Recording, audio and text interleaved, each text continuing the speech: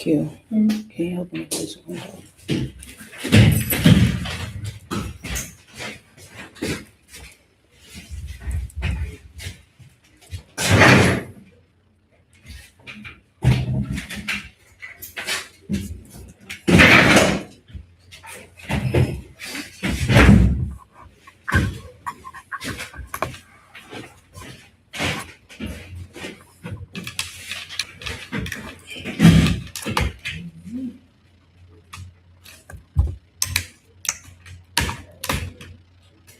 Michaela, where you been?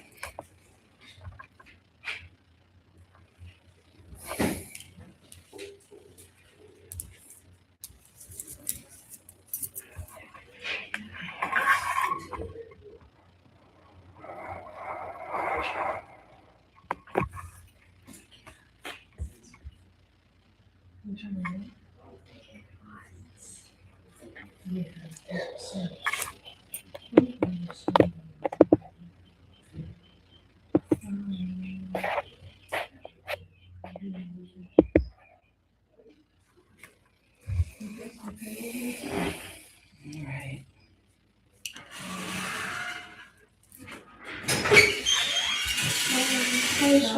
Um,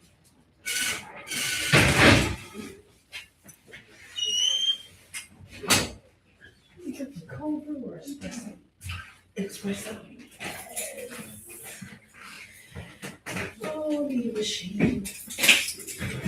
I don't even use a machine. I use the instant. I have the instant. It's not my favorite. I'm gonna put you on the machine.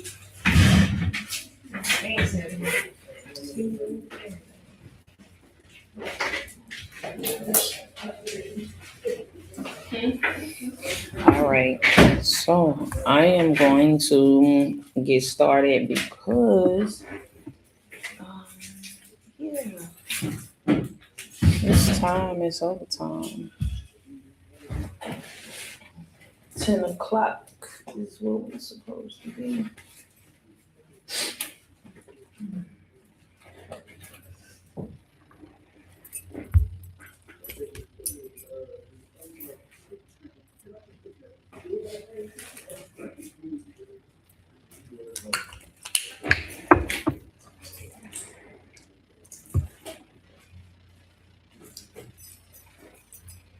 All right. Good morning, ladies. Shalom, Most High Christ bless. Happy Sabbath to you all. Happy Sabbath to you too. All right. While everyone else is arriving, I'm gonna go ahead and get started. Matthew 26.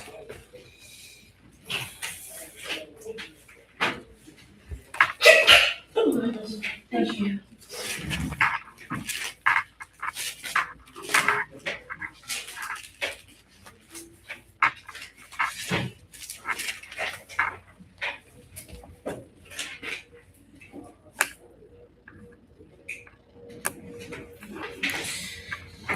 Matthew 26 and 6.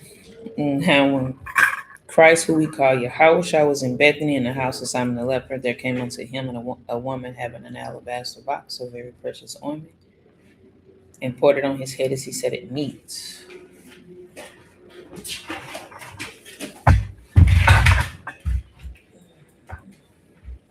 But when his disciples saw it, they had indignation, saying, to what purpose is this waste? For this ointment might have been sold for much and given to the poor. When Yahushua understood it, he said unto them, why trouble ye the woman? For she had wrought a good work upon me.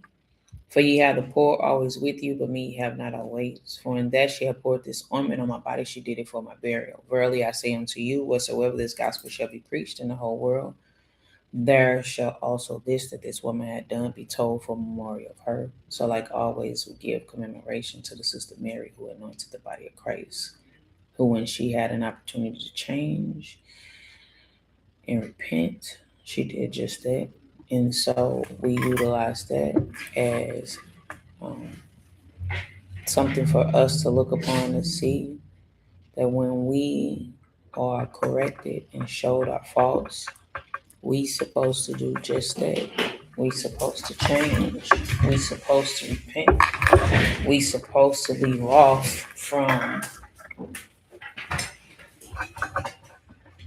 that old self, that old way.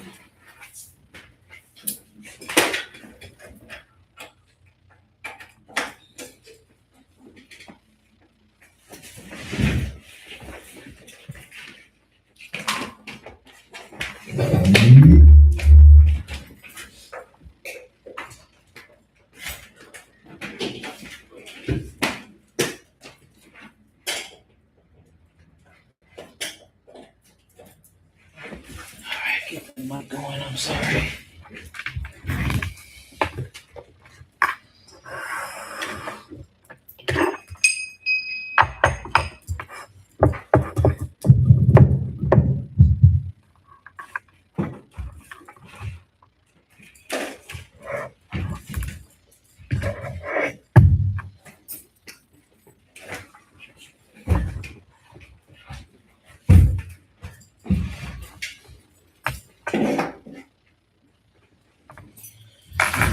All right.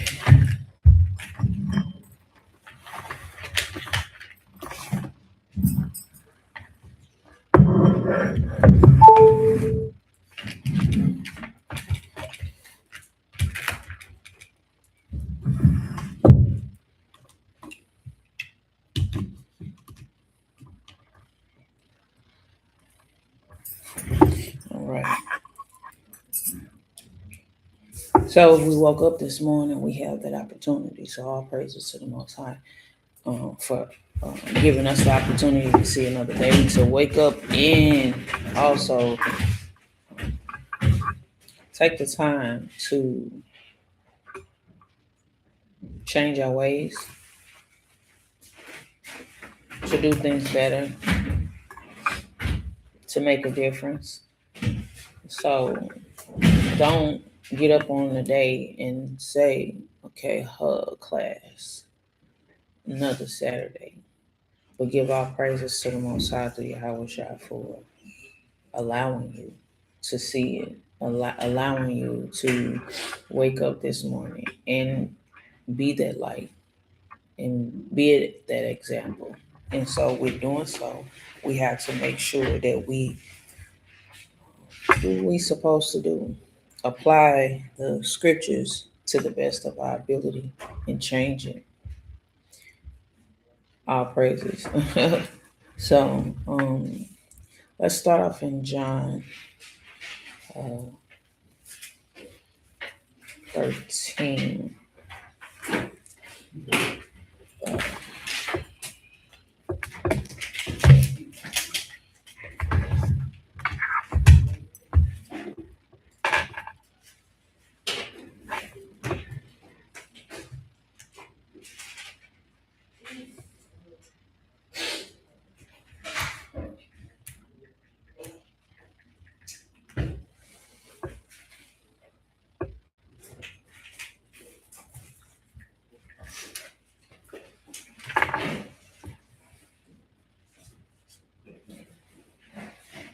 Before we get John, let's get Matthew 5.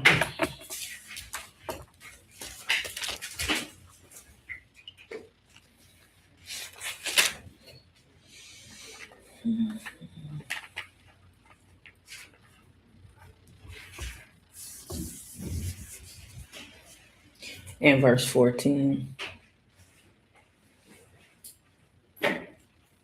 Matthew 5 and 14, it says, "You are the light of the world." And so being that light of the world, we have to learn to walk as the light, live as the light, be as the light, shine as light. So with all that I just said, what does that mean?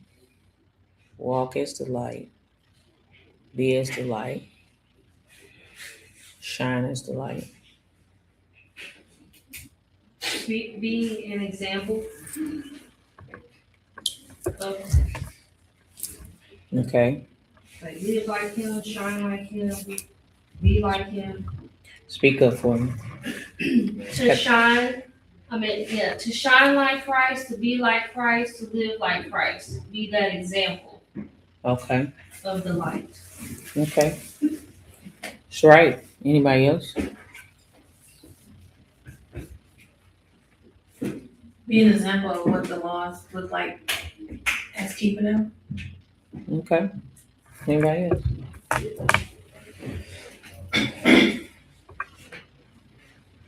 All of that is right. But when you think about it, and you think about everything that you just said, what are you saying? What are you telling me? If I'm a newcomer and I'm just repenting and I'm just learning, and I know and I read this, but I don't truly understand what that means. What are you telling me?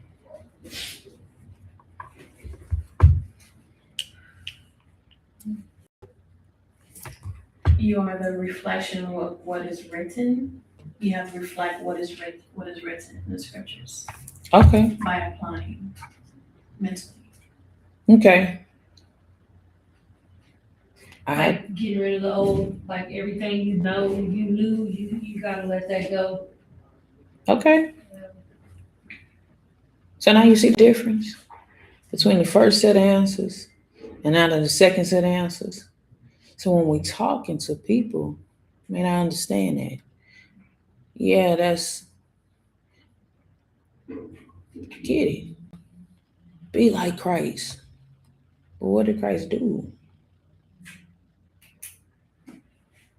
He didn't do what we want to say we're like Christ. And so our answers and our lifestyle should be a lot more defined and a lot more clear so that when people see us, what do they see? They see verse 14. Ye are the light of the world. So when the lights come on in a dark environment, what happens? Before I ask that question, hold that question. Let me make sure to read this. Make sure we keep ourselves in check, our thoughts, our actions, and body language, ensure it's acceptable. Okay. So when the lights come on in a situation, what happened? You walk into a dark place. Let's say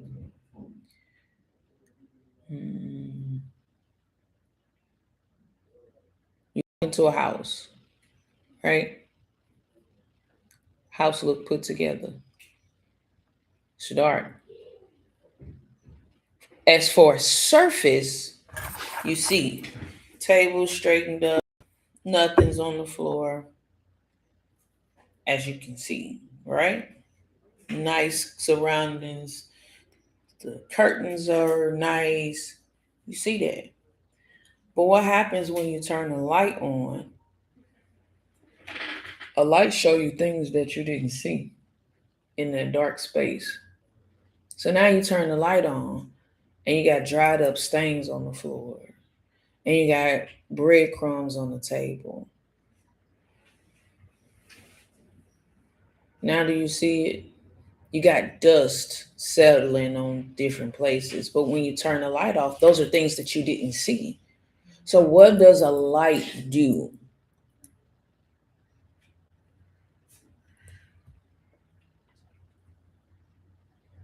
It'll allow you to see what's in the dark. Right. Absolutely. That's right. Give me more. Because that's right. Don't change that. Add to that. It'll allow you to see like detail, more in details, and like you said, like the stains and stuff like that. It'll shine on that, the area that needs to be. So now, that's right. The areas that needs to be focused on, looked at, catered to, tailored to, spots that really need their help. So, if ye are the light of the world, what is your responsibility? To help others improve in the areas that they need improvement in. To help others improve in areas that they need improvement in. Okay. Yes. I would say to show them the way. Yes. Come on, bring it out. Bring some more. That's right. To show them the way. That's incomplete. What are you showing them? What way are you showing them? The ways of God, how He likes it and what He thinks. You show them how to do it. Absolutely. And by your example, by your light that you have, they will be able to see how it's done. Somebody said it. Right. Absolutely. So to add to what you said, Ambria said it exposes blemishes. So now when you are the light and you are now showing a person their blemish and you showing people their faults and their flaws and their things, you are showing them the Most High through Yahweh Christ's way, right? Mm-hmm. Not your way and what you think and how you feel. You show them the way of what the scripture says. Now, there are levels to the scriptures. Why do I say there are levels to the scriptures? Why do I say that? That's a question. Why do I say that there are levels to the scriptures? Because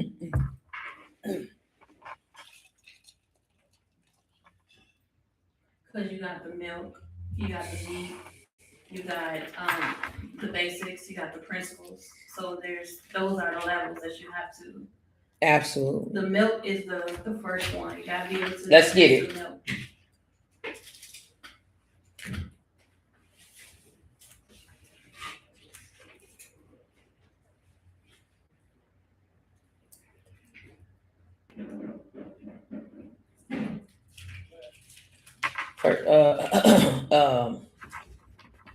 First Peter 2. Excuse me.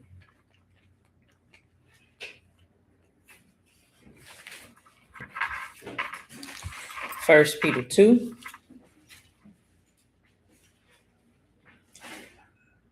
I will just open the windows. First Peter 2. And we'll start at verse 1. So now,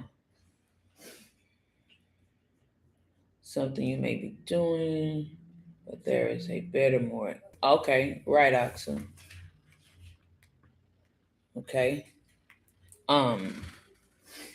So while we are walking in, I'm gonna use myself as an example. Well, as I am walking in and I'm learning and I'm just finding out this new way of life, I come in contact with you all. Been here for a minute. You've been walking this thing. You've been fasting. You've been praying. You've been studying. Now, what do you have to give? Because studying, praying, fasting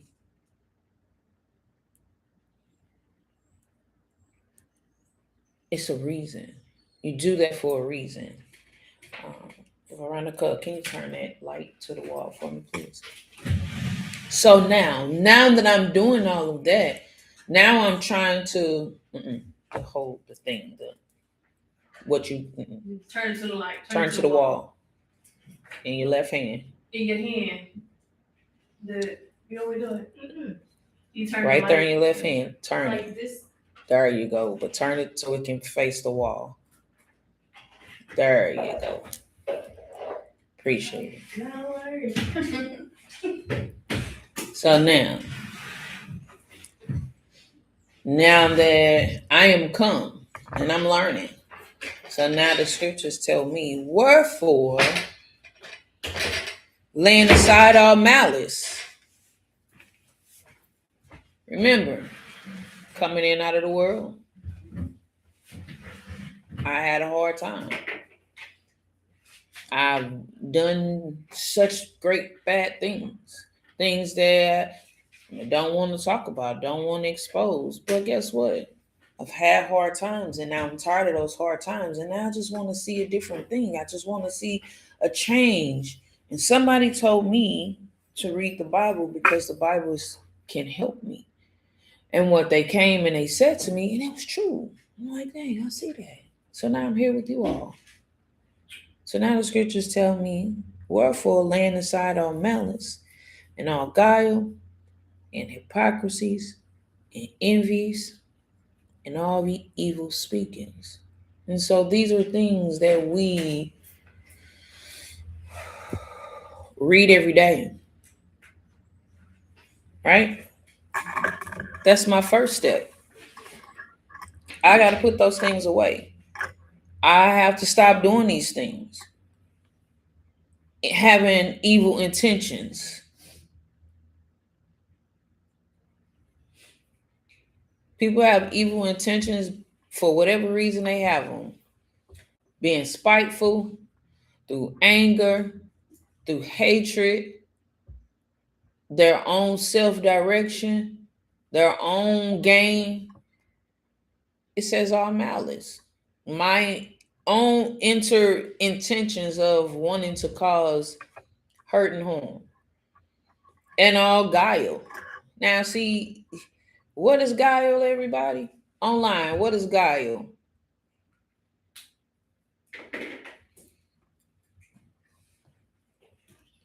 Mia, what is guile?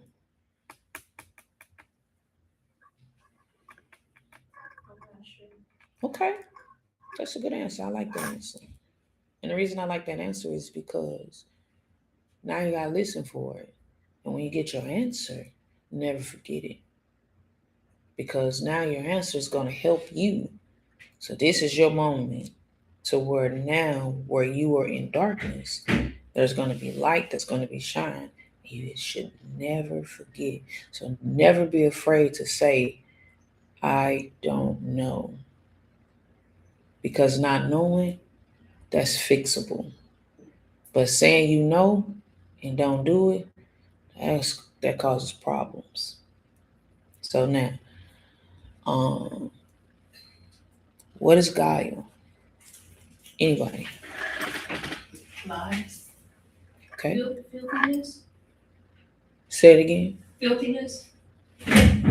Okay. Filthiness is universal. But what did you say? Lies. Lies. Guile, okay. Sly, cunning, insidious, deception. Used to. Okay, good. She got the definition out for me. It's cool. Craftiness, artful, trickery, using strategies over force. Okay, that's the definition. Appreciate it. So now, with that being said, I read the definition again. What did you say, Q? Lies. Hold on to that, okay? Guile refers to sly, cunning, or insidious deception used to achieve a goal. Characterized by duplicity, craftiness, and artful trickery. It involves manipulating situations, often using strategies over force. So now that's educational wording. Like it. That's right. But I'm new to this.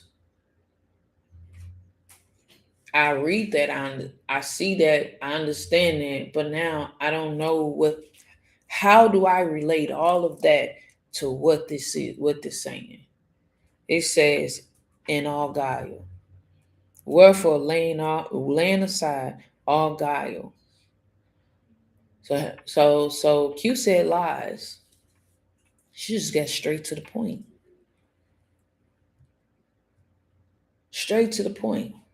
You finding ways in crafty and artful trickery to come up with, to achieve a goal. That comes in many different ways. In what we call sneaky, what we call sideways, half truths. I'll say that quick. Because when you think about it, somebody call you a liar, deeply offended. That goes straight to the soul. You're like, what? You gonna call me a liar? So then, instead of being truly offensive, because I ain't trying to, because we like to give credit. So give me credit. Because I'm new to this, right? Give me credit. And that credit is, okay, yes, part of your story could be true. But let's not be sly, cunning, insidiously deceitful, crafty, or artful in trickery,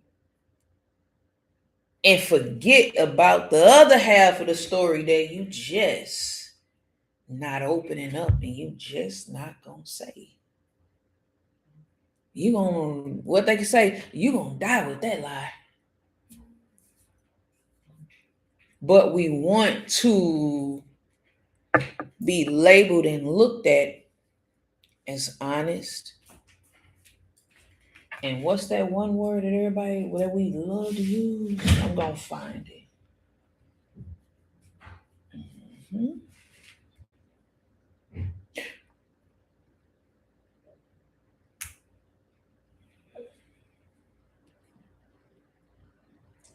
Upright. What does upright mean?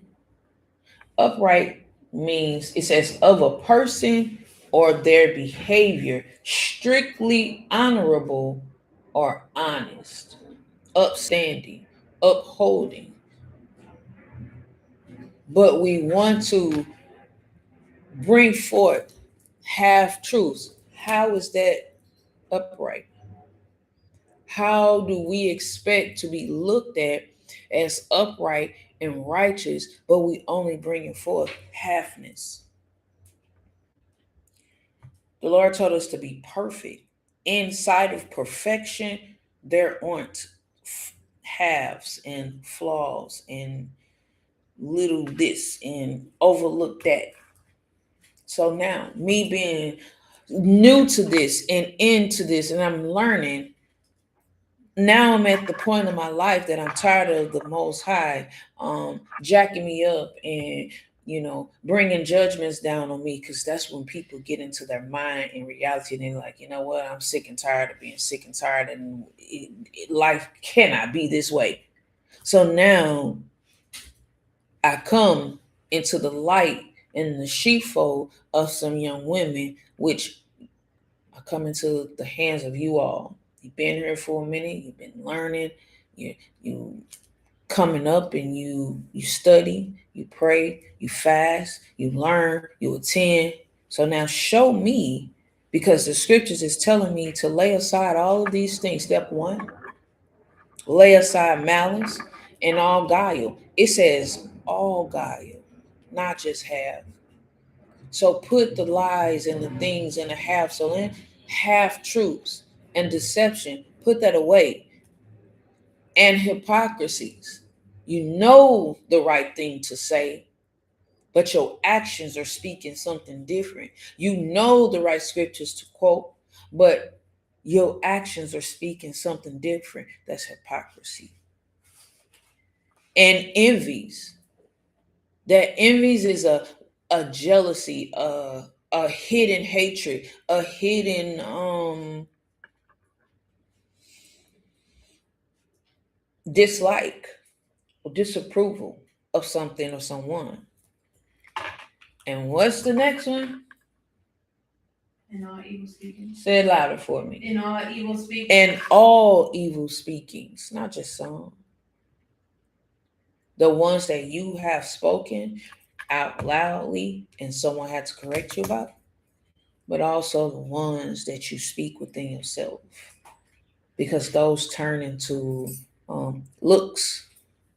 So now I'm like, dang, you telling me I can't be low-key mean to this person because I don't like something, or they think they this and they think they that? Hey, all right, I gotta get rid of that. Step 2, what's my next step? So now I'm learning and I'm in the situation to where now I got to put all of this stuff away that I didn't even know was wrong. I thought it was me being me. I just don't like this girl because I don't like the way her dress look on her.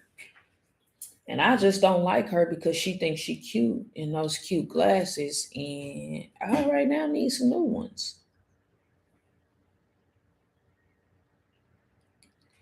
When we look at someone and we say that we don't like them because of something that the way that they dress and the way that they look,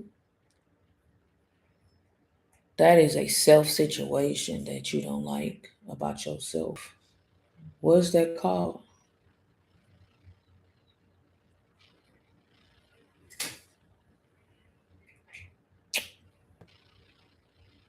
You don't like something about yourself. What is that called? Insecurity. There you go. Insecurities. Absolutely. It's insecurities. And what do you know where insecurities come from?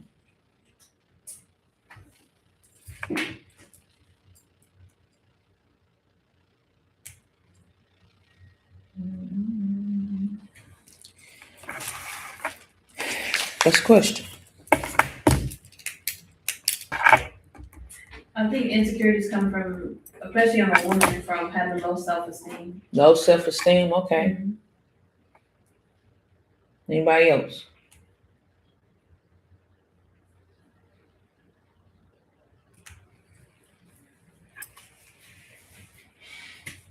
Insecurities. That's not a trick question. It's definitely not a trick question. This is a question for everyone to really, really think. Lives of Satan. Okay. But where does insecurities come from? Not having anyone around to tell you.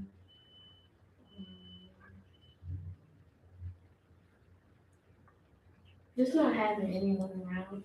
Okay, not having anyone around. Okay, that's acceptable. I think one way is being around certain people when they talk down to you. Absolutely. 1 Corinthians 15. And they're not necessarily talking down. We take it as talking down. Amber said, not being the best you could be. Okay. 1 Corinthians chapter 15 and verse 33. It says, be not deceived. Don't be tricked. Don't be naive, gullible. Don't be easily persuaded or easily tricked. He said, don't be tricked. Don't be deceived, right?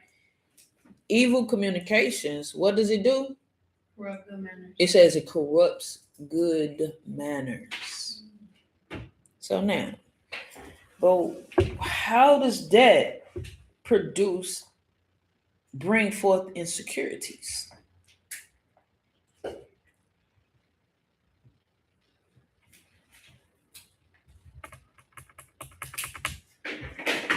Come on.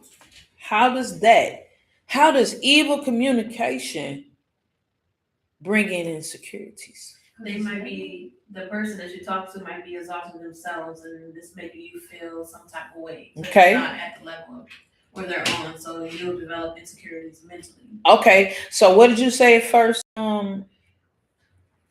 Man, they just went in and out. What did she say the first time? Oh, because of some people talking down on you. Okay, the talking down. So yeah, talking negatively. There you go. I was gonna say instead of talking down, it's the negativity, and who is it negative? Who deems it negative? The receiver. The receiver, the person that's getting it. But what happens is, oh, that's my friend, and so we begin to laugh that off. But they touch deep spots that maybe someone did say something negative. Oh, your head too big, or oh, that looks weird on you, or the negative comments that we easily and so comfortably say to our friends. And so, if I am new to this and you comfortable, and now I want to hang out with you and you and you, but you say something negative to each other because that's your friends, right? That's how y'all joke. That's how you play. But what does that do to me, Somebody could start comparing themselves. right? I mean, that makes you think it's okay, and then you start doing it as well. Okay. It hurts you. It makes you question yourself. Okay. All those are not wrong.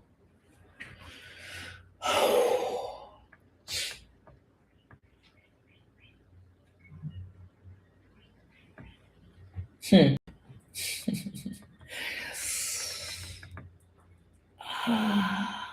First Corinthians 8. So who's this?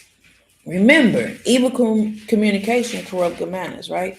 And everybody tells their children, and someone has your parents told you, and my mom told me, be bold and be yourself, and whatever you like, do it. Don't worry about what someone say. Don't worry about how a person feel, right? So First Corinthians, lose 15. Now let's get chapter 8.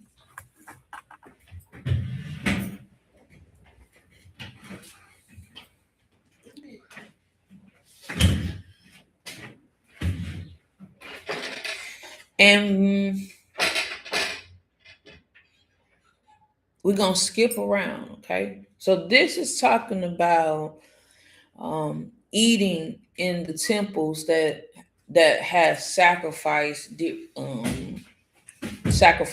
idols, and eating them things that Christ told us not to, right? So now, verse 7 says, howbeit there is not in every man that knowledge. What is that saying? So let's really think about what we are talking about and what we started with. So it says, howbeit there is not in every man that knowledge. What is that saying? Not everybody knows the scriptures. There you go. Not everybody knows the scriptures. What else? Break it down some more. Okay. Not everybody has the same level of understanding yet. Correct. What you gonna say? Like adding on to the evil communication. Okay. Okay. No, I'm asking. Yes. No. Add on to what I'm saying. Howbeit there is not in everyone that knowledge. That the knowledge have not been shown unto them yet. The knowledge of what? Of the scriptures. What do you mean of the scriptures? Pertaining. Come on. It's okay. Pertaining to whatever situation that they're facing, they do not have the knowledge of that particular. Okay, so Ina said they're still coming out of the world, so they still at the level of malice, guile, but they like, okay, I don't want to be out there. I'm by myself. And nobody loves me, because now they used to that evil communication. And so now they have to come up out of the evil communication, because the evil communication stirs up the things that they once lived. And now Remember, I lived through this, and so now I'm coming into the truth. Now I'm looking for you ladies to show me something. But showing me, you have to remember that howbeit there is not in every man that knowledge of what? Remember, I have the knowledge of malice, guile, evil speakings, envyings, all of those things that come up out of the world. But I'm learning that those things. So now when you all are dealing with me, that's right. Not everybody has the same level of understanding. That's right. But let's say not everybody understand what thus says the Lord yet. Not everybody understand this is the way things are supposed to be yet. So because I don't understand yet. Right. Okay, so now get your right and wrong. I don't understand what's right and I don't understand what's wrong. I don't understand where I'm supposed to be. I don't understand this walk yet. All I know right now is someone told me that I was an Israelite. And the things that they told me sound right. And it fit the things that I was going through. And it fit those things that I was encountering. And so I understand that those things are wrong. But I still have those things lurking somewhere. So now, for some with conscience of the idol unto this hour, it says it's eat it as a thing of offered unto idols. Sometimes we give place to the things that I've been taught all my life. I still give place to anger, malice, envy, and strife, all of those things. And my conscience being weak, it causes me to be defiled. And because I'm weak in things, but you are strong, and you are supposed to be a light towards me, you have to remember the knowledge level that I'm at. But you have a responsibility first, right? It says, but meat commended us not to God, for neither if we eat are we the better, neither if we eat not are we the worse. Verse 9, but take heed lest by any means this liberty of yours become a stumbling block. So now, Ox, are you still on there? Give me a thumbs up if you still there.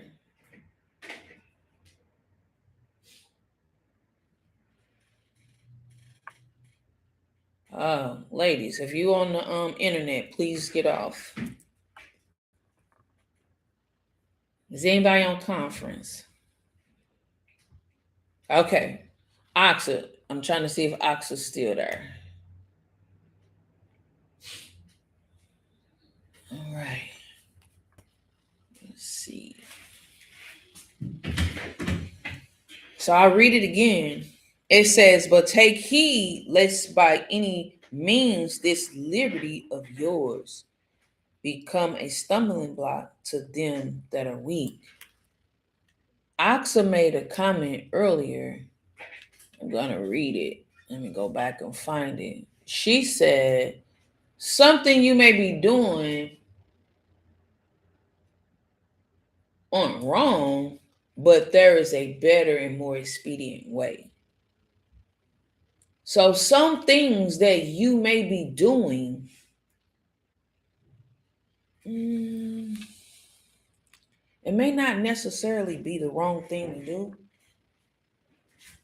but is it expedient? Is it edifying to me? Because remember, I'm fresh into this. I'm just learning this.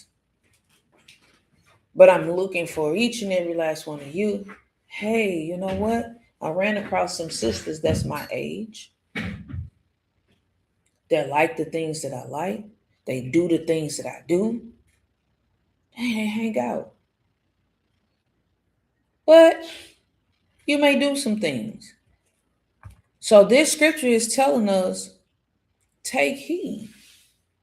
Meaning, pay attention to the things that you do, the examples that you set, the things that come out of your mouth. Because now that your liberty, your freedom to do the things that you do, it could be a stumbling block to me because I'm weak and I don't truly understand what right from wrong and what I got to do.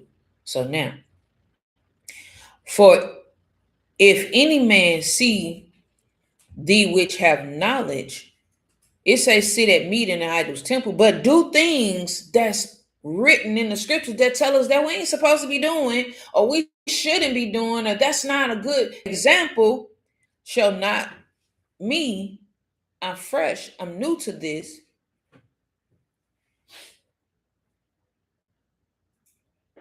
be emboldened to do the same thing. Didn't you just teach me that I can do the same thing? If you're not thinking about that, think about that. Shalom to you ladies that just jumped in, share the class. The things that we do, our behavior, our learnings, our education, our lack of being sober can definitely cause my weak conscience to be seared. And because I'm fresh out of this and I'm freshly understanding and I'm freshly learning. So ladies, I'm not new to this. What they say, I'm not new to this, I'm true to this. I'm not new to this. I understand everything that's going on. I understand what I'm saying. I'm using myself as an example so that instead of using one of you all, I'm using myself. I'm putting myself in a position to be looked at as the weaker person to help you see. Because if I don't use you all, then you can think about your own self. So this is a mock situation. I'm not saying I'm new. That's not what I'm saying. But I'm using myself to be new in this situation. So because we go through things or we do things and we're not conscious of what we're doing and who we're doing it to. Verse 11, it says, and through thy knowledge, meaning the things that you know, right from wrong, shall the weak brother perish, for whom Christ died. And so now we become that stumbling block to that person, and we're not supposed to be like that. So we got to make sure that we are mindful. But remember, we started off talking about being that light, right? All right. So lose this, what we're holding.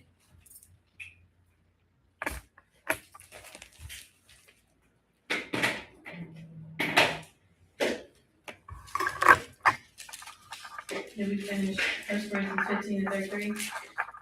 Um, Or 1 Peter 2:1? 1 Peter. That's right. Let's go back to 1 Peter.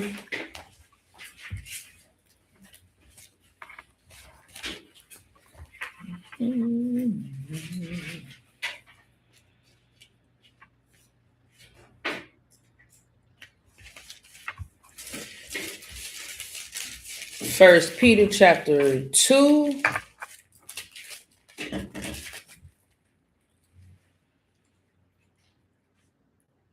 And verse 1. Wherefore, laying aside all malice and all guile and hypocrisies,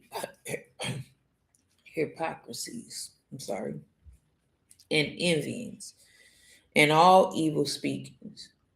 That's why when it says evil speakings, that's why I went to the scriptures about the weak person. That talked about the eating of different foods, but I utilized that to say, be careful. The things that you speak and the things that you do in front of people, because you never know. Shalom, Most High Christ bless you too. You never know what that person is enduring.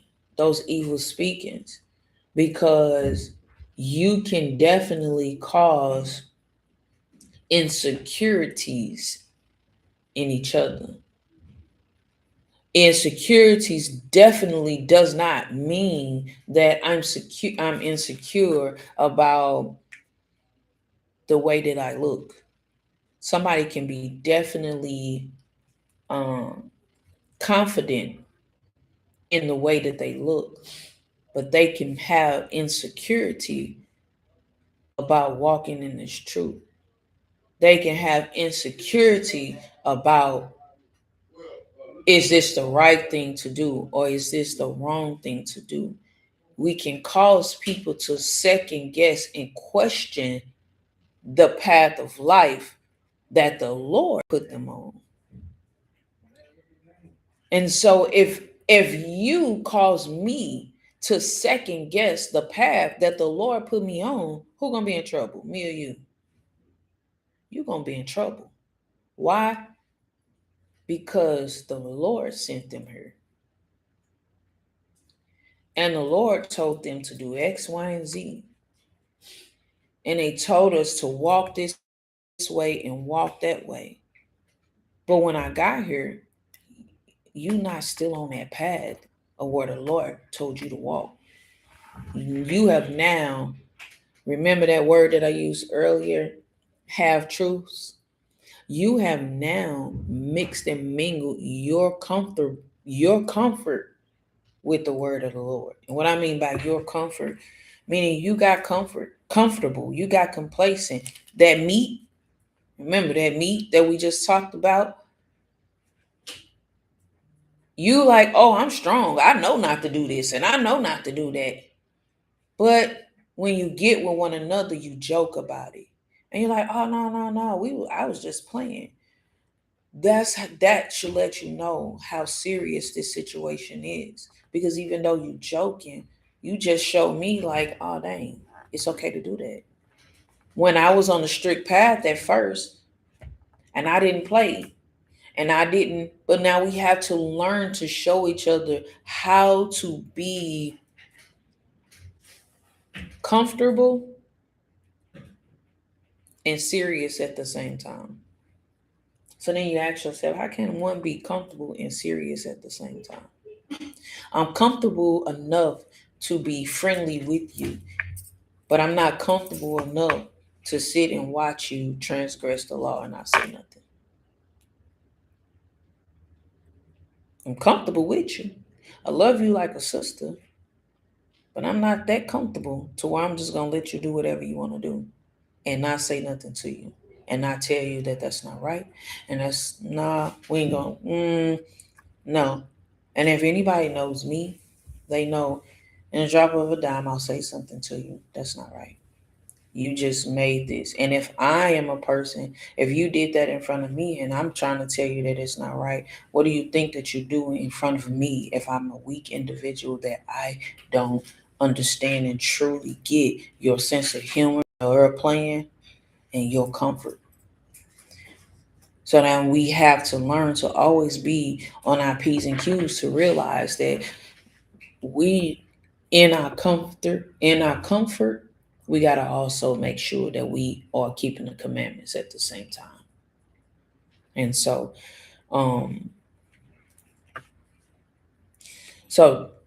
what question, did anybody remember the question that I asked Mia and I told her that was a good answer? What is guile? Guile. So now, Mia, do you understand what guile is? Yes. Are you sure?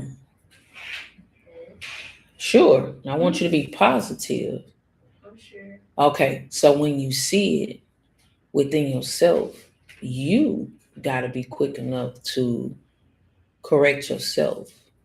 Because if you continue on in it, you transgress the law of the Most High. Even though I may not see it and I'm the person that's dealing with you, or your little brother may not see it and he's the one that's dealing with you, or so forth and so on. Whomever you're dealing with, they may not see it because they're dealing with you You got to know that the Lord himself sees it. And you got to know that now when the Most High give you the ability in your mind to see it and understand, like, hey, I just did that. That's where your I ain't gonna say your mental repentance, but I may not see it, right? So there's no need to repent to me because I ain't gonna know what you're talking about. Another person may. You can say, you know what?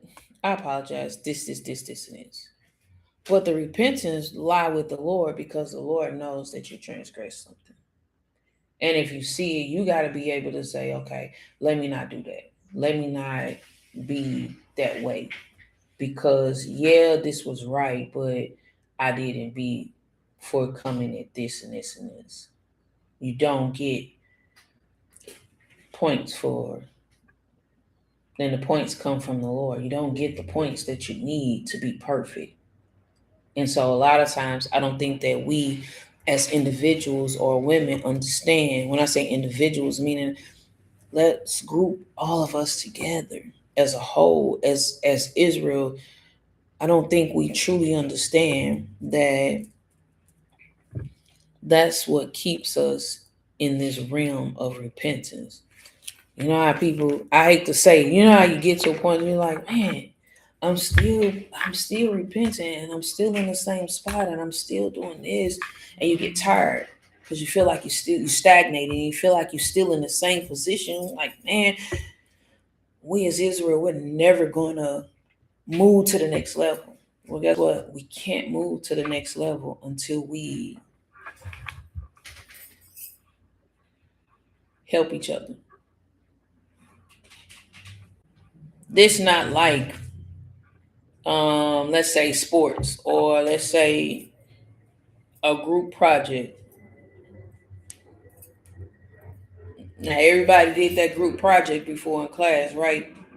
You ain't need to really put forth all your effort in the situation because let me see, 1, 2, 3, 4, it's 5 of us.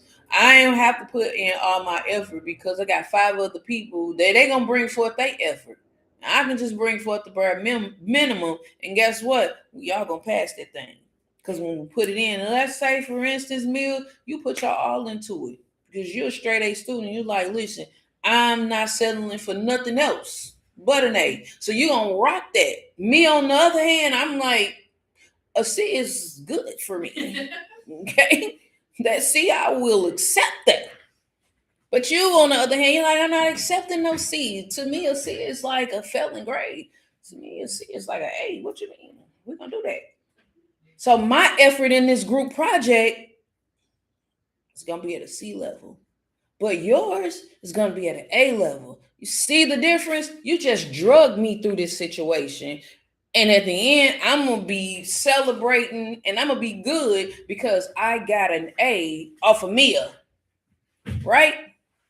Everybody else is like, shoot, I'm going to put in and some don't. So you're going to direct. This ain't a group effort. But it is a group effort. But this ain't a situation to where Mia can drag me. This is a situation on that group effort. Mia, you fail if I fail. And you ain't gonna be too keen if you fail, right? You're gonna be like, what? This is how this is. This is how that walk is. Every person in this group have to bring forth that A effort, or else it's going to hold us back. It's going to make us stagnant. That is how the children of Israel is. And if you don't get yourself together, guess what's going to happen? I don't have to be mad at you and put you out my group. The leader of this group is going to make you leave, and that is Yahushua. So you better kick in gear and listen to me tell you, make you some flashcards. Mia talking to me, get you some flashcards and let's get it, because I'm ready to move to the next level. I'm ready to keep going. I'm ready to do this. And even though I'm holding Mia down with the stuff that I'm doing, she's still progressing. she's moving to the next thing. But I'm trying to hold on to Mia. She's dragging me because she's like, listen, I can't do it for you. You can't not just settle for this seed in this walk. You cannot just settle being 1 Peter 2:1, the next step as newborn babes. You can't settle to be a newborn babe. You can't just leave yourself there. Ladies, these are steps. Now I'm gonna use myself again. I'm new. I'm trying to get rid of all these bad things in verse 1. So you being the light, teach me because I'm a newborn babe. And what makes me a newborn babe is there are small things that I do get and I do understand because someone took the time to teach me. Now you lay your brick and you put in what you know, Mia, how you got that A. Teach me so that now I can lay the same brick because now you moving to the next thing. Don't leave me, but you can't drag me. You can't do it for me, but you can definitely show me because I'm a newborn babe in this thing. Teach me how to desire the sincere milk.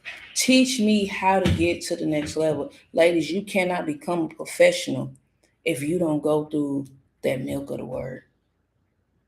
It's going to be like me telling you, everybody knows that I'm a cooker. It's like giving you a recipe and telling you to do this. And I don't have a measurement and I don't put the flavors and the tastes and the seasoning.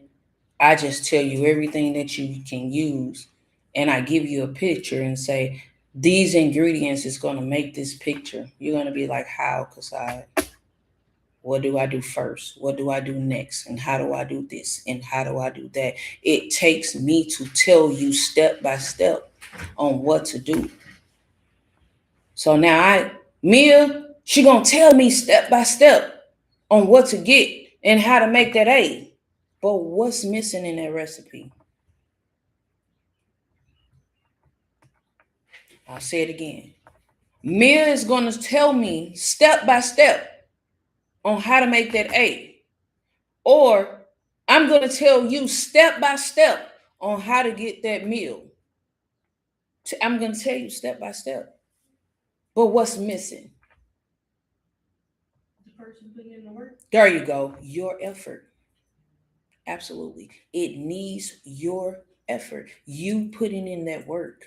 I gave you step by step. I gave you the measurements. I gave you what it's supposed to look like.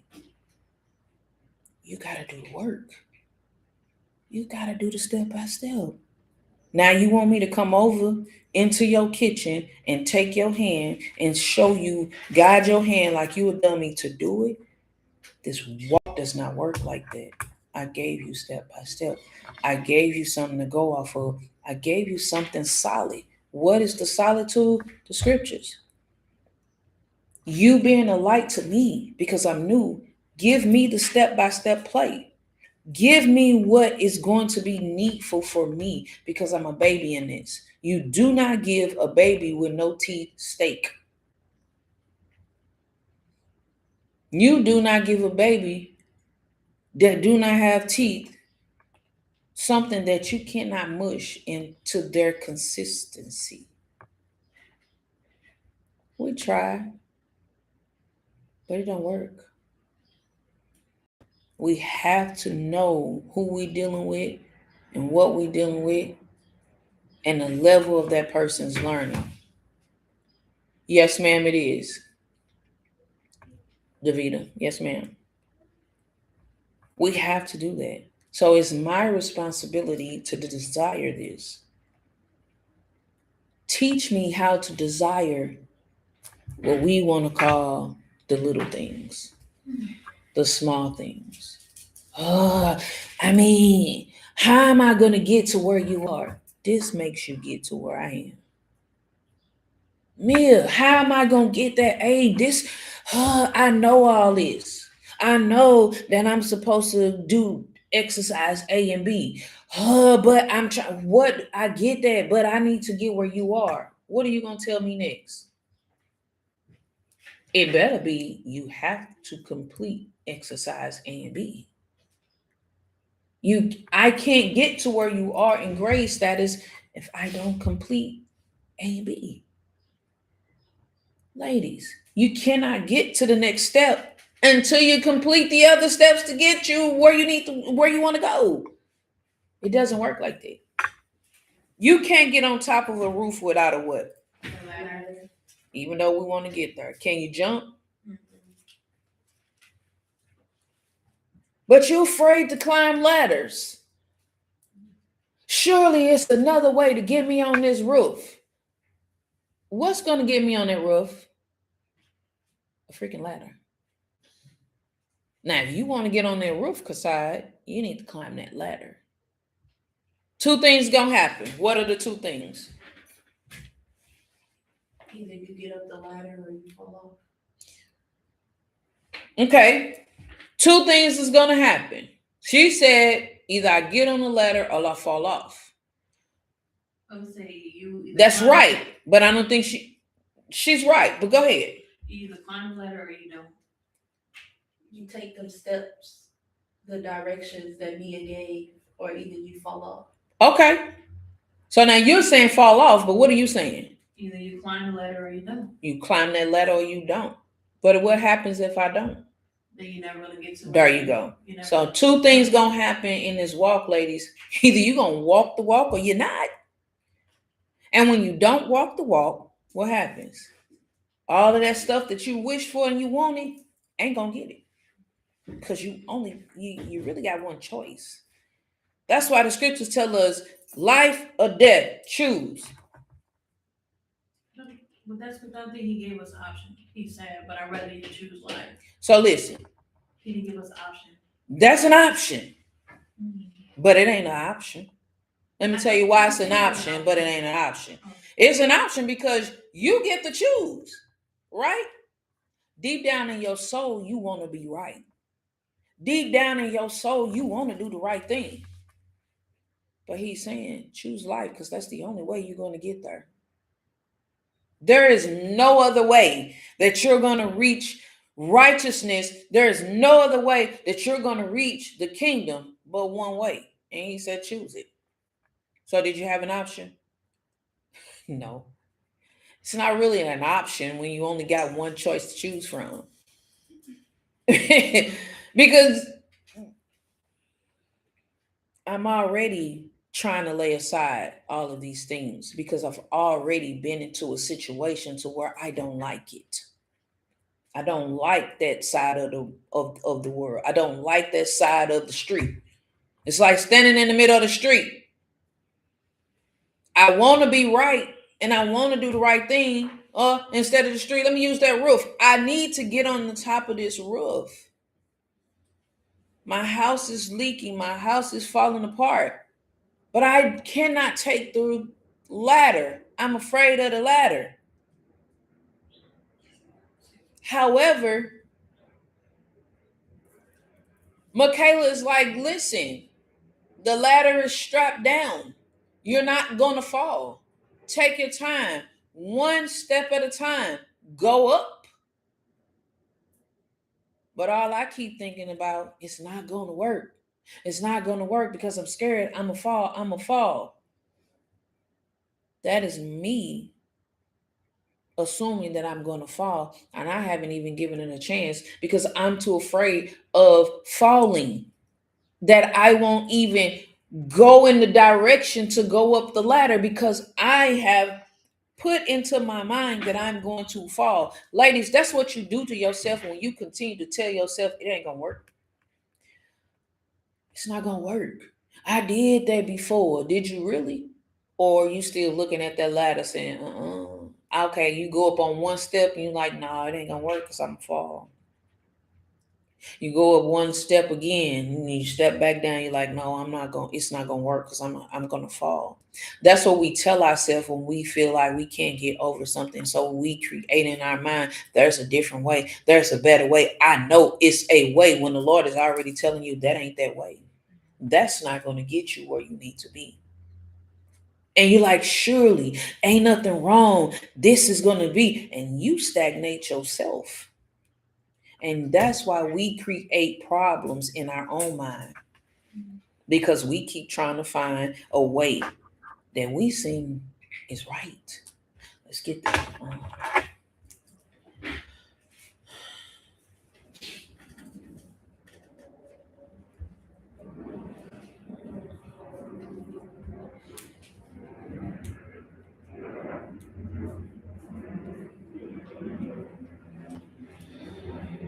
Proverbs 16.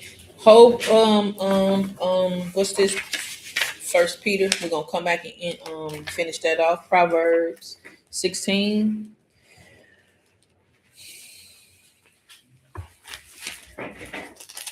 Proverbs 16 and verse 25.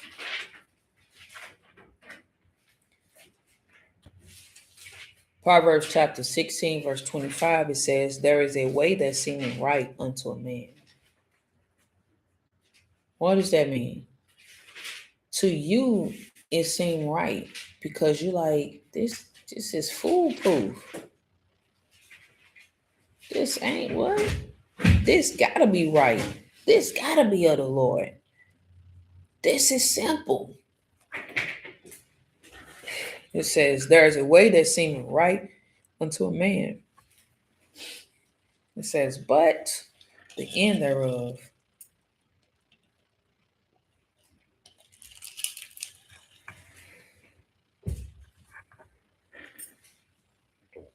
are the ways of death. Why is it the ways of death?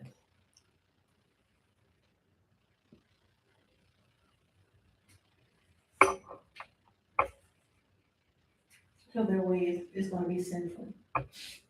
Say it again. Their way is going to be sinful. And we know that the wages of sin is death. Okay, for the wages of sin is death, and their way is going to be sinful. Okay, anybody else? Why is the ways of, it says there is a way that seemeth right to a person. It say man, but we're going to say person because we woman. Okay, there's a way that seemeth right unto a woman. There's ways that we go about things, and it seems right. But the end thereof are the ways of death. How do we know that the end thereof is going to lead to death? Let me act it that way.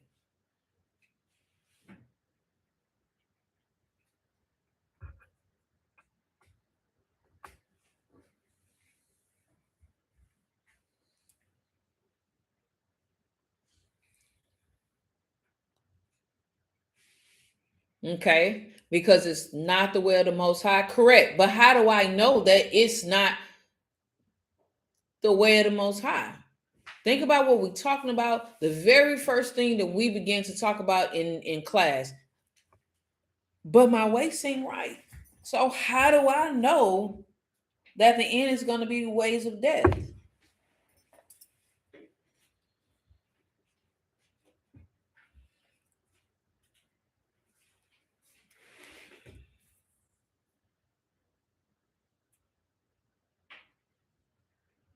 I give it to you. It's okay.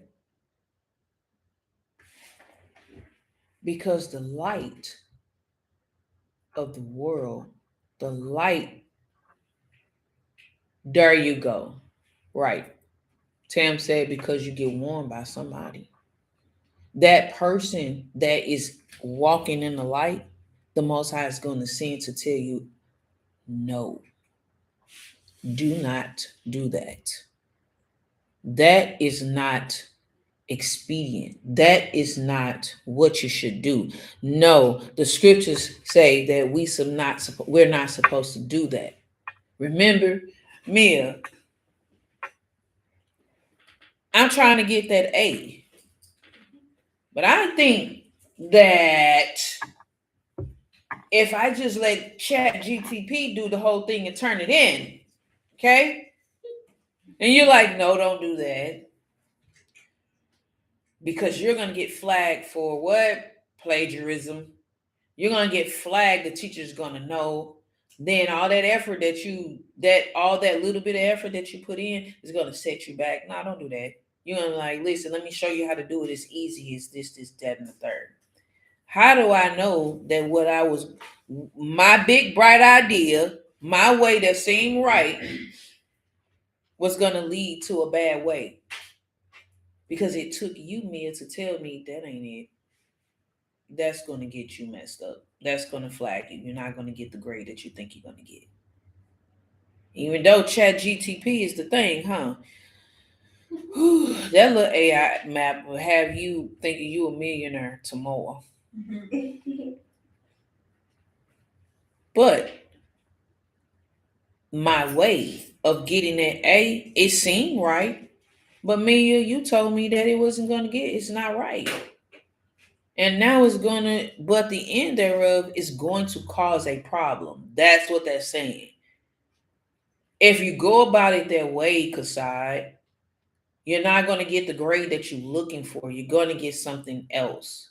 It's not going to end up the way that you think it's going to end up. That's what that scripture is saying. Although we think that what we're doing is right, it's going to take the next person to tell you, no, that is not right. But if you continue on, you're going to get judged by the Most High.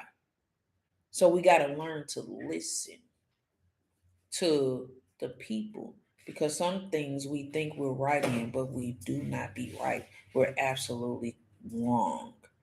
So don't get mad at the messenger for telling you that you're wrong. And that's me sitting here arguing with you, Mia, about Chat GTP because it was right. And it gave me, and it did this and it did that. And you're like, no, because it's going. At some point, you're going to be like, all right, I tried to tell you. I just don't think you should do it. And then I don't listen to you. And I go and put it in anyway. And it get flagged. What does that do? Now I'm walking around. I'm mad because it got flagged. Now I'm blaming it on the teacher because she don't like me. And she don't like the way that I look. And now I'm mad at you, Mia, because you didn't say nothing. You ain't tell me. Who wrong?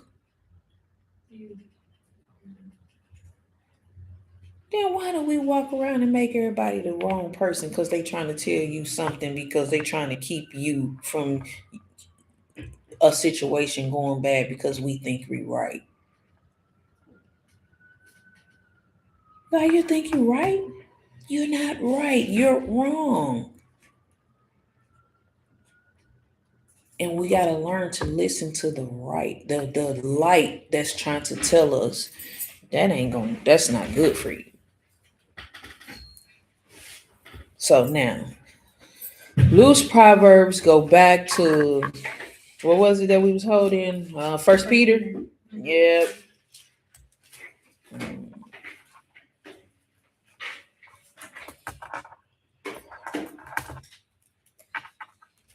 Okay, First Peter 2. It says, as newborn babes desire the sincere milk of the word.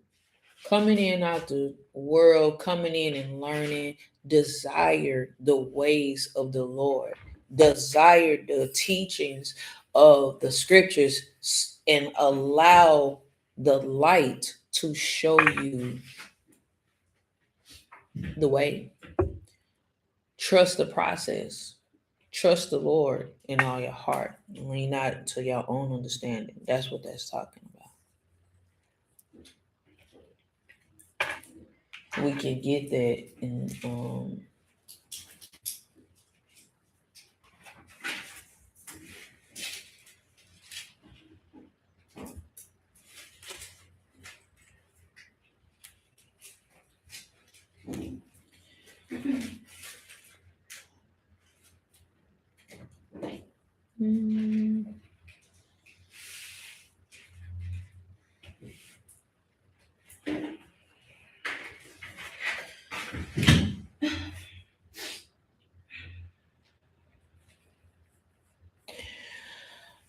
we'll hold it.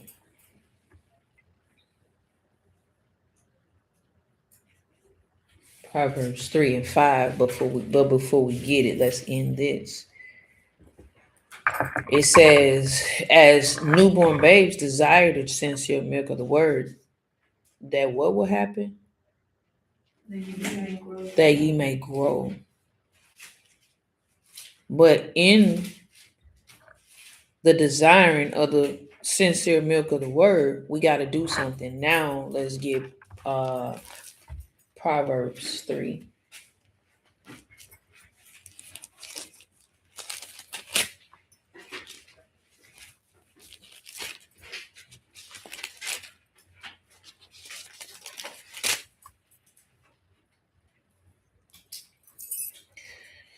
Proverbs chapter 3 and verse 5, it says, trust in the Lord with all thine heart.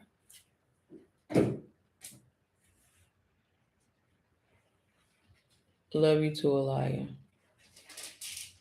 Trust in all thine heart. Trust in the Lord with all thine heart. Trust in the Most High with everything that lieth in you. So what does trust in the Lord mean?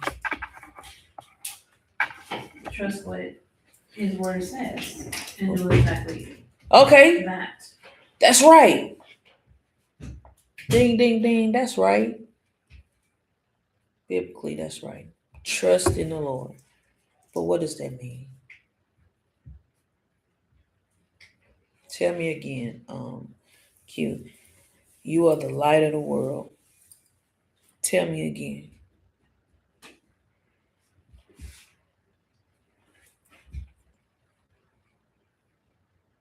Believe that he's able to do what he. No. Yes, you do. You know. Take a moment and think about it. Somebody help him. Don't overthink it. Trust in the Lord with all thine heart. I want to say believe Okay. in your heart that he is able to do what he says that he's going to do. Okay. And have the belief that is this Okay. So remember what we're talking about. Lights. hmm? You are the lights. You've been doing this. You've been studying. You've been praying. You've been fasting. You've been learning. Right? Little old me come along. Trying to get where you are. You sound knowledgeable. You sound like you know what you're doing. Stuff sound easy. Hey, you make it seem like so easy. Like, dang. Okay, good.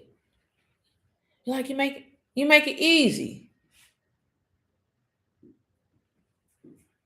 Okay, Tam said taking heed to the counsel from leadership and the elders with the experience. Okay.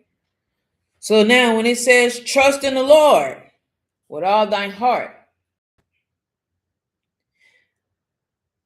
I'm trying to put off that all the things that's written in First Peter. So now I'm learning and I'm watching, and it's telling me to desire the sincere milk of the word. So everything that's coming to me is coming out of the Bible. Things people are telling me, things people are saying to me. Now you're telling me to trust in the Lord. What is that saying? Because at some point, things seem right to me. So I am trusting the Lord, but certain things seem right to me. Right? So it says, trust in the Lord with all thy heart. What does that mean? I'll give it to you. Don't just trust because it's going to give you gain, because it's going to give you something that you need. Trust the process, even if it's stopping you from something that you think is right. Trust the process. Trust in the Lord. Trust that He's going to give you, even if it's stopping you. Because who knows us better than any person?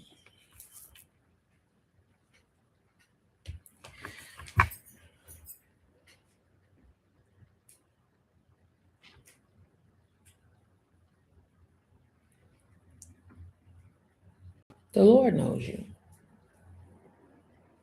How do we know that the Lord knows you? Even in situations, I done said, even when you don't understand, and even when you can't see why, trust the Lord. Even in those situations that you feel like is against you, trust the Lord.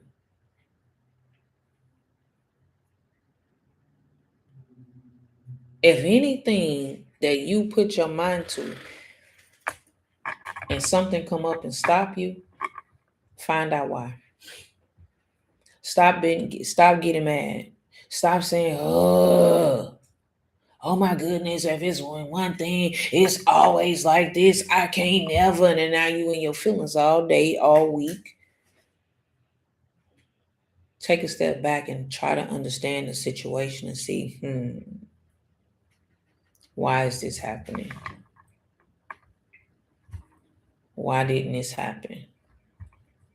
Because 9 times out of 10, if you have plans to do something and something come up, it's the reason why. It's the reason why. Pay attention to it. That when that happens, something else goes smoothly right after that bumpy road. If you take a moment to just find out, okay, let me pause this situation and say, you know what, let me see what's wrong. Why something is stopping what I really wanted to do. Send up prayers and find out. The Lord will show you. The Lord stops us from being hurt. We are the ones that go through situations to push it and find out the hard way. When we realize, when we push through and we find out that situation hurt, then you go back and think and be like, I should have followed my first mind. Of course you should have. Spirit tried to tell you. Who has never been in that situation to where you like, I should have followed my first mind? Who have never been? Mm-hmm.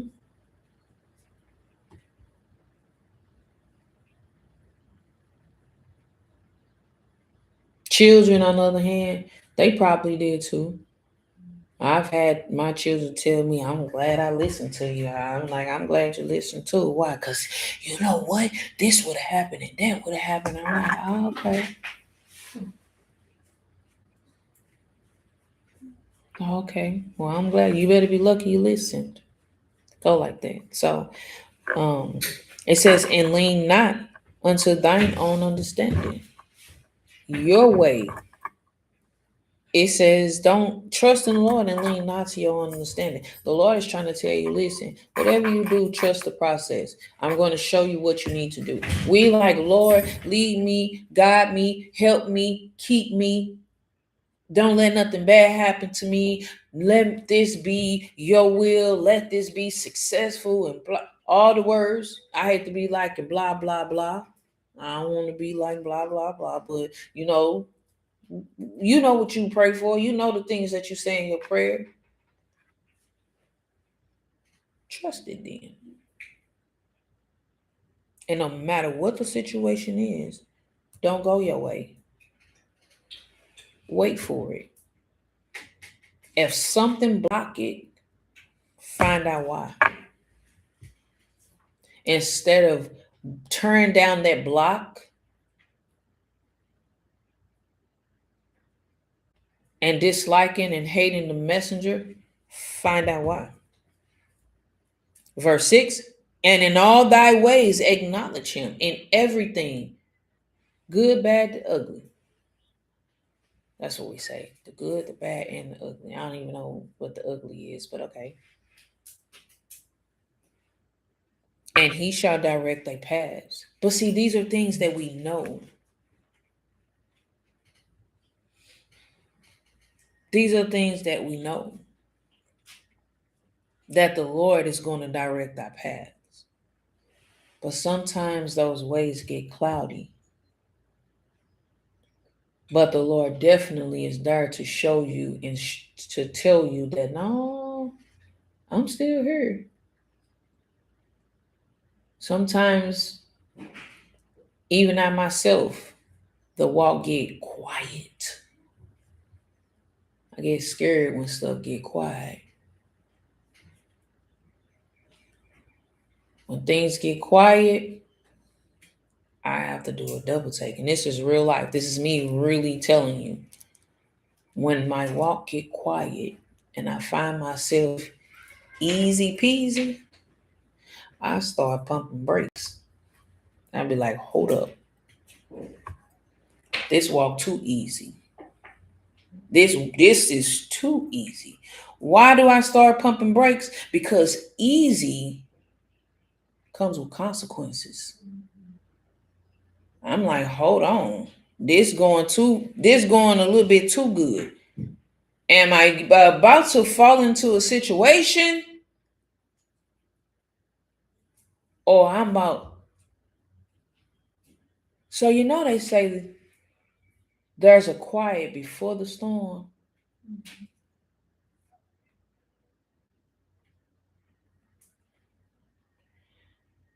During the tornado. Now, I don't know about the quiet before the storm, but I know that after that storm left, it was something I seen on television. Promise. It got completely quiet. It wasn't a bird chirping, a dog barking, a cat meowing. The people wasn't even talking. I was like, wait a minute. Listening. You couldn't even hear the wind blowing. It got completely silent.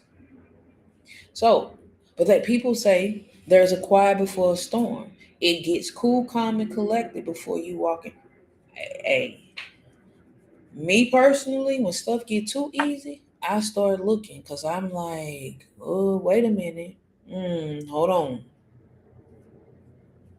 And I asked one question. Just one. And my question be, things are very smooth right now. Lord, I need to know that you are here and you still with me. That's all I need to know. Show me that you're still with me. I ask a particular question. I ask not the same, but I just ask at that moment, Lord, do something to let me know you still here with me because it's been quiet. And the Lord let me know. I'd be like, all right, that's confirmation. I got you. Thank you. Instantly give up thanks. I instantly give up prayers. And not soon, shortly after that, I go through a storm. Because whatever reason the Lord had me go through a storm, and I'd be like, oh man, saw it coming. But that be me preparing myself because I'm like, hold on, this is just, if you continue walking in that quietness, it's easy to walk out of the way because things are easy. When things get rough for you, when things get rough for me, you know what? I'm like, okay, the Lord, he dealing, here. Okay, help me through it. Ladies, when you're going through storms and you're going through tests and you're going through trials, it's not the end of the world. It is the Lord trying to show you and answer the prayers that you have been asking for all of this time. And that is to help you, guide you, lead you, show you, help you become righteous. So endure those storms. But with enduring those things, trust in the Lord. And he going to direct you. He going to show you what you need to do. He's going to bring things that you need to bring about. He's going to show you what you need. He's going to bring about the things that you studied. Remember, everything we go through, we always have a test. All the material that you learn, you're going to have a test with it. Period. Verse 7, be not wise in thine own eyes, fear the Lord, and depart from evil. So now, if you are being the light, help me depart from evil. Show me. I'm a newborn baby in this. Lose this, go back to First Peter. We're actually done with First Peter. The first thing you said was John 13. We never did that. Yeah. Okay. We'll get that. So I'm trying to make sure that we're not holding anything. I think John 13 was the only one. Because we finished 1 Corinthians and Peter. So now, before we go, let's get Hebrews 5.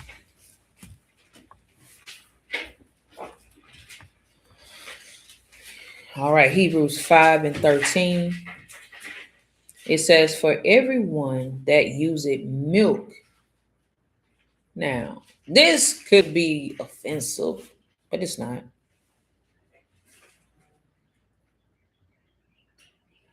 So it says, for everyone, we have Hebrews chapter 5 and 13. For everyone that useth milk is unskillful in the word of righteousness. What does that mean?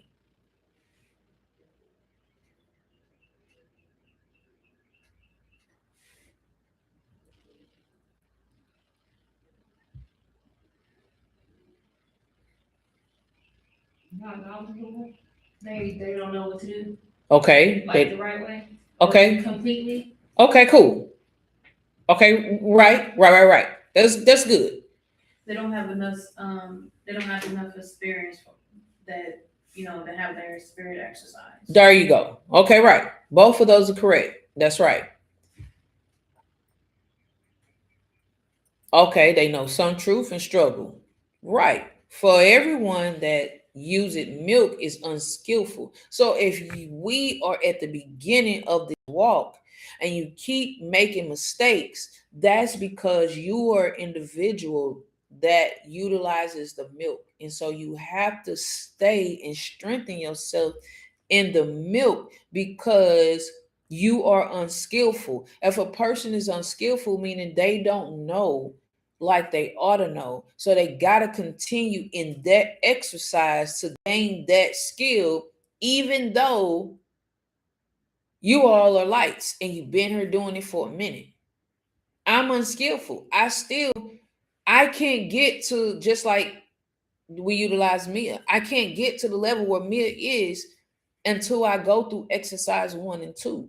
So Mia knows how to get me through 1 and 2. So I need to continue to listen, ask Mia questions, listen to what she say, take her counsel, take her advice, apply the scriptures, pray to the Lord, fast. All of those things work hand in hand. We can't just read, study, and apply and ask without somebody showing us what it looks like. Because even though you still have the prayer and you still have the studying, somebody still got to show you how to implement the things that you study. And so even though I can go through and read the instructions of the situation on how to get that A out that class, but if I don't actually fulfill all the exercises over and over and over, I can't get to the level where Mia is. So Mia, you had to continue to do the work and be the light to show me, like, listen, yes, it's repetition. Yes, you're going through those things, but you got to keep going. It's going to help you in the next level. But if you don't pass those little exercises that they do and when you at school, if you don't pass the little small exercises, you're not going to be able to know what to do in the next exercise, in the next level. I always utilize that as a video game, but some of us don't know how to use the video game or play the video game. So we got to think about it in those capacities, that if we don't get past the small strategies or the small exercises that we encounter on a day to day, then we're not going to be able to get to the next level, and we definitely not going to have the ability to help somebody else. We're going to be able, the only thing, have you ever gotten to a situation to where someone came to you and you like, well, you don't know what to say? It's not that you don't have the spirit. It says you just don't have the right words to tell a person to get through that moment. You can say what you've learned, and you can trust the process, and you will say, okay, well, pray about it, ask the Lord, go back and talk about it, but that's your strength. That's where you at. And you pass it to somebody that definitely can help to that situation. And then that other person will come in and be like, oh, that's easy. This is what you do. This is how you deal with it. This is how you continue on. Apply this. This is the scripture that's going to help you with that. This is how you look at that situation. This is how you build from that. Because that person, in their point of view of their life, they have that situation. They have that sense exercised. So, it says, for everyone that uses milk is unskillful in the word of righteousness. It doesn't mean that you're not righteous. It just means that you have not mastered that skill. For he is a babe, and some of us are babes, and that's the part that we have to accept. I'm a babe in this. It's okay to be a babe. You don't have to be a babe all your life. But I'm sure that Bear wants to be a big boy. His mom told him last night, come on, let's go to bed, because you're doing all that crying. You a baby. He said, no, I'm not a baby. I'm a big boy. She said, well, you crying like a baby. No, I'm a big boy. And she said, well, you got to stop all that crying then. And he instantly stopped. He's like, all right. Because he wants people to know that he's a big boy. So he does things that big boys do, right? But as a parent or older person, we like, no, you can't do that. Because he think he's a big boy, he want to jump off the side of the porch. But being bigger, we like, you cannot jump off the side of the porch. And his famous saying now, I don't know where he got it from, he is like, why not? So I find myself riding with him to drop him off in the morning and to pick him up to get home. The entire 20-minute ride, or however long it takes, is why not?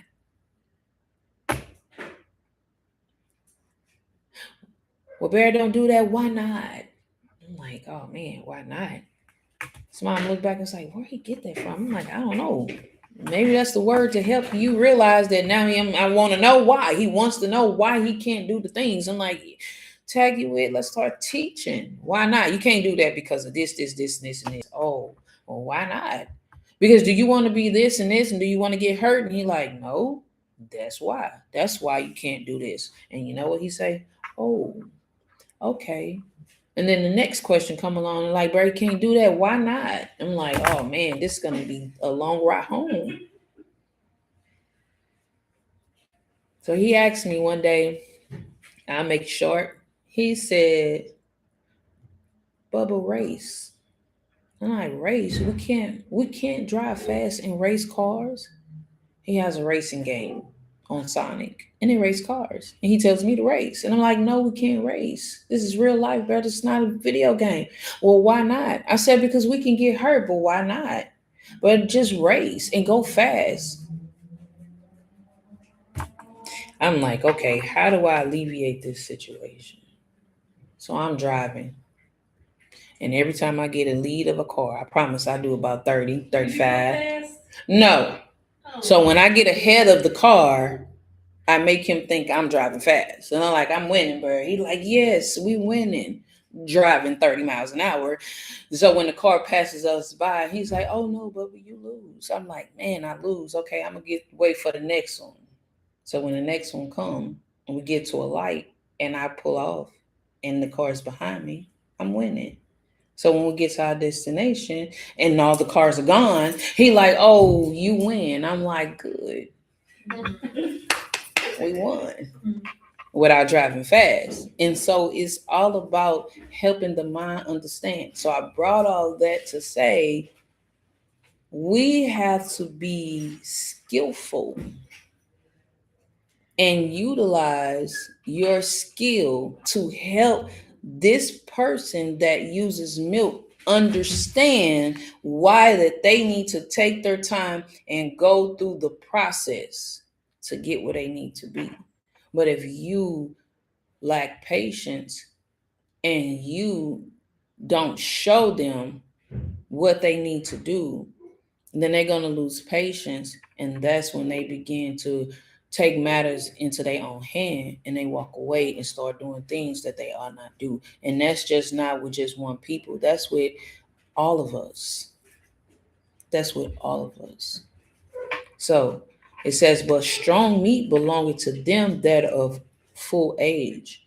There are things that we go through that now we can teach each other, hey, this is what we need to do.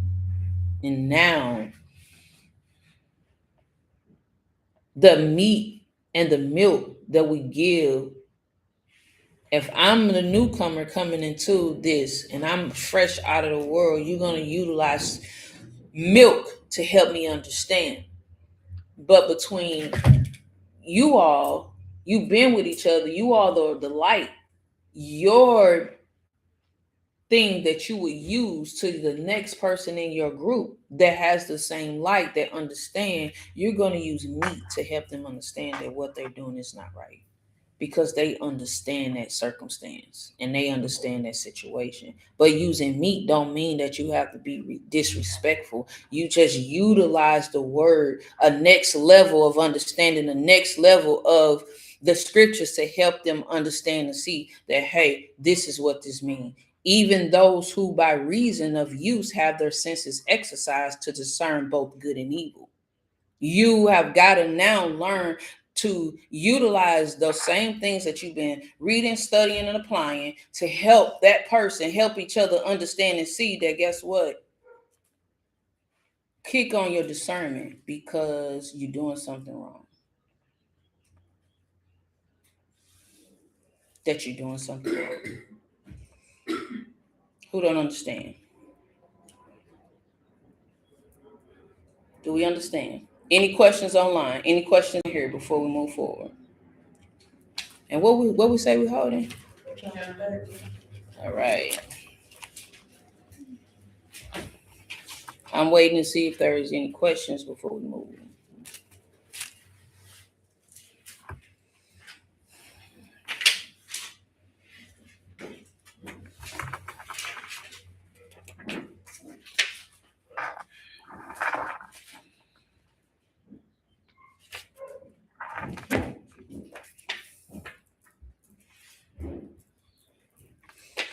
All right, John 13 in verse 1.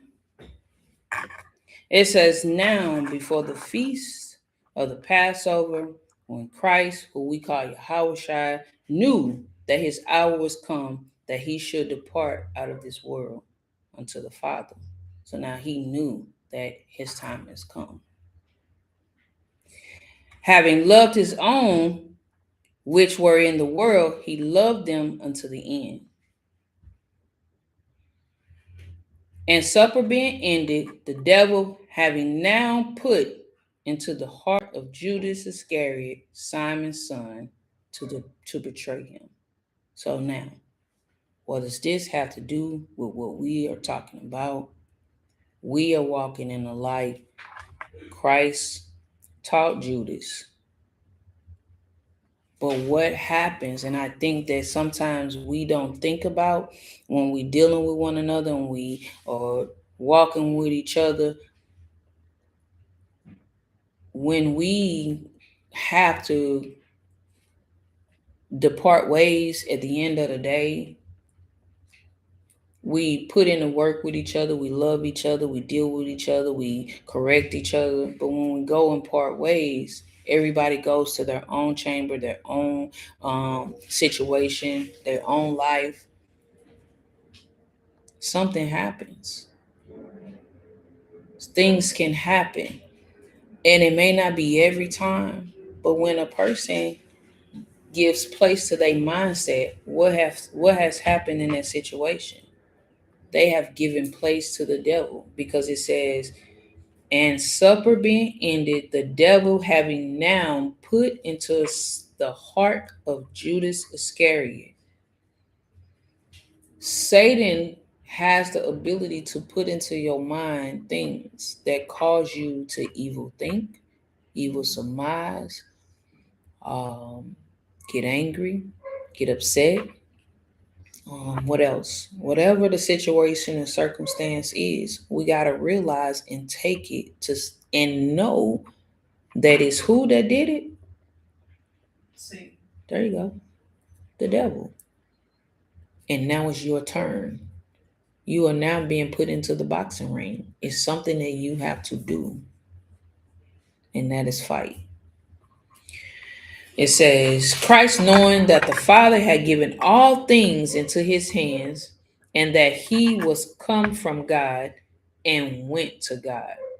So now, ladies, when we are walking and we're being our little selves, applying the commandments and all of those things, we got to remember that the Most High is working with us, and he has put things into your hands, and that the Most High has showed you that everything you do come from him, and we have to rely on him, and we got to trust him with all our heart, with everything.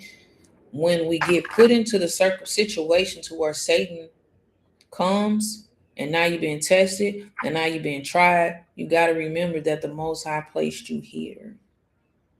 You got to remember that it is because of the Lord that you are walking. And so when you remember those things, it's time to put on your whole armor. And now you have to fight and not give in and fall down. Verse 4, he riseth from supper and laid aside his garments and took a towel. This is the Christ. And girded himself. After that, he poured water into a basin and began to wash the disciples' feet and to wipe them with the towel wherewith he was girded. So before leaving, he did the work. He did something. Verse 6, then cometh he to Simon Peter. And Peter said unto him, Lord, doest thou wash my feet? Like, you about to wash my feet? And Christ answered and said unto him, what I do, thou knowest not now, but thou shalt know hereafter. And so now the things that Christ showed you in the spirit and throughout your tests and trials, where he brought you from and where you at now, those things are now a teachable moment for someone that is weak, that is freshly coming in. Remember, I utilize myself. I know where I came from, and I'm filled with all the malice and all of those things. But now I'm like a newborn babe. Teach me how to get to a point to where I can stand on my own, because someone taught you how to stand on your own. So now teach me. He said, what I do, thou knowest not now. You don't understand the purpose behind me washing your feet, but thou shalt know hereafter. Peter said unto him, thou shalt never wash my feet. Christ answered him, if I wash thee not, thou hast no part with me. And so, ladies, when we get to a point and someone is trying to teach you and show you something, when you deny that help, you have just told the Christ you don't want that and you don't want that way. So be careful of the things that we reject, and be careful of the things that we accept, because we got to realize and understand, who is it coming from? Is it coming from the Christ, or is it our own way and our what we think should be right? So if I wash thee not, thou hast no part with me. And we all want a part of the Christ and the kingdom and this righteousness. So if we want that, then we have to react differently and accept the help and the advice and the counsel and the showing of what people are trying to help us see and know. Verse 9, Simon Peter said unto him, Lord, not my feet only, but also my hands and my head. So why did he say that? Because if the feet is going to give me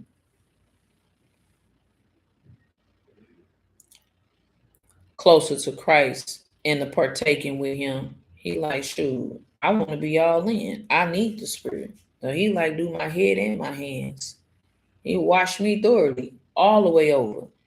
So when someone is trying to teach us and show us what we should be doing, don't reject it. Take it and be like, okay, what else do you have for me? How, what, wait a minute, let me talk to you a little bit more. Okay, and say it again. Let me write it down. Let me video record it. Let me audio record it so I can understand what you're saying. That way I know what to do. Verse 10, Christ said unto him, he that is washed needed not save to wash his feet, but is clean every whit. So now, if your feet are being washed, if your spirit is being washed, and you are listening to the word, then you washed thoroughly, because you're going to continue, or we supposed to continue in those things. It says, and ye are clean, but not all. So if you are a person that is listening to counsel, ask counsel, and you take the counsel and you're doing it, then if you are following the things that said, like I utilize the analogy with the baby. If I want to be that person that make all A's and all of that, oh man, we're having difficulties with the Wi-Fi.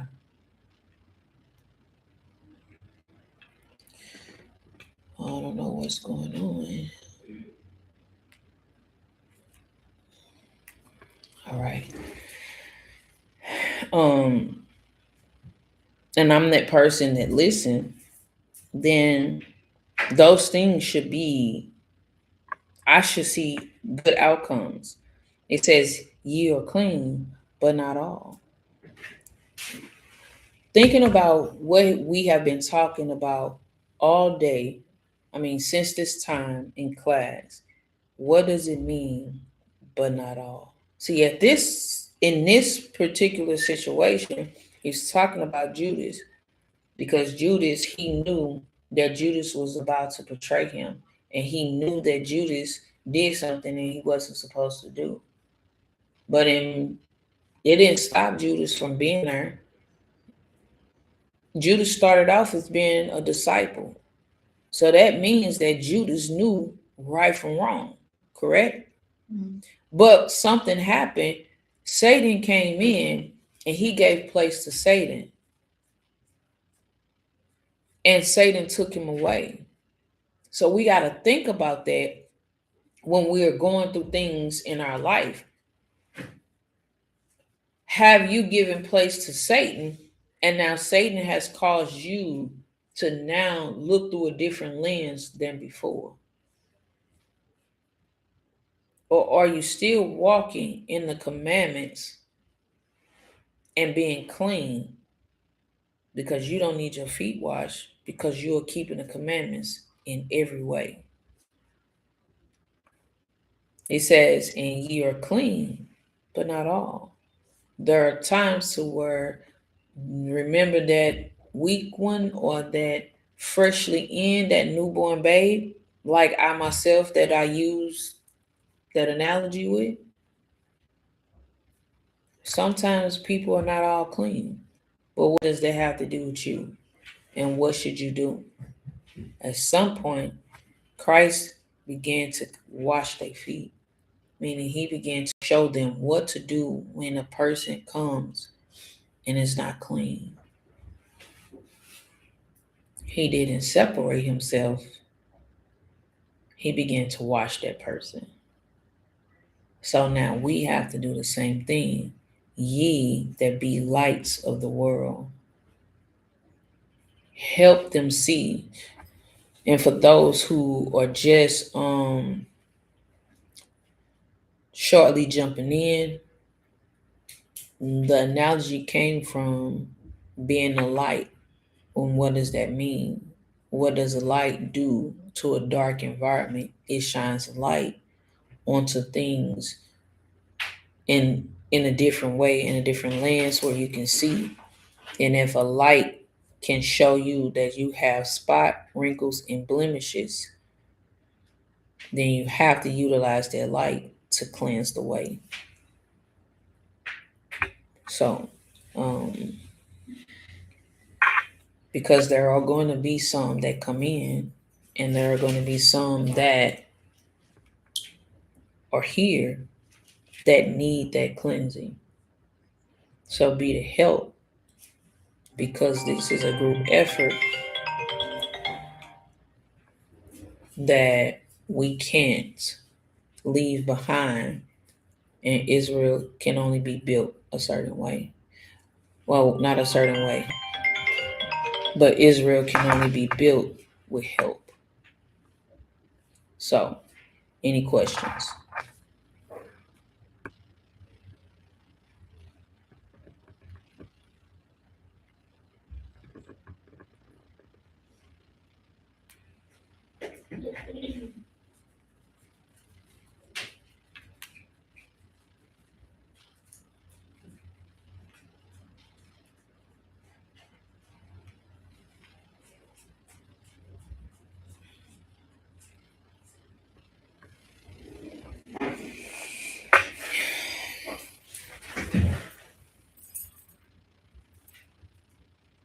Any questions? We got anything open?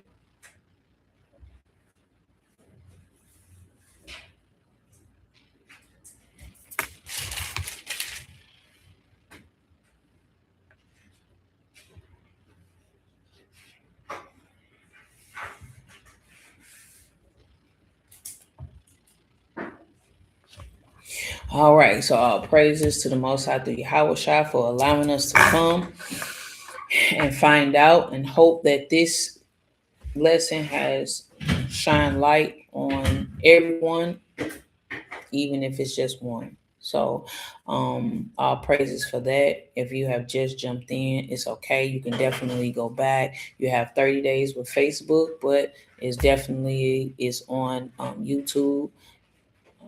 You can definitely go back and start from the beginning. So all praises to the Most High through Yahushua for that, for allowing us to come and get some more things up under our belt to help us through this walk. Ladies, make sure you come back for the Sabbath service with the Elder Shamshuan, 3:30 Central Time. If there aren't any more questions, we'll say shalom. Shalom.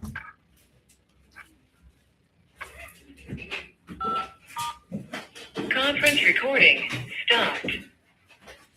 All right, so all praises. Yes, I don't know what's going on with Facebook, but I'm glad you all came into YouTube. So all praises for that. Again, thank you, ladies, for coming. See some of you all later, and then I'll see some of you all again on live. So with that, shalom. Shalom. Oh wow, I didn't know that. Thanks for letting me know though.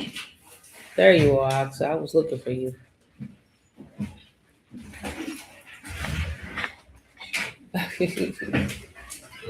Are you the only one downstairs? Shalom. You the only one downstairs? Oh, okay. All right, ladies. Gotta go. See you all shortly. Shalom. All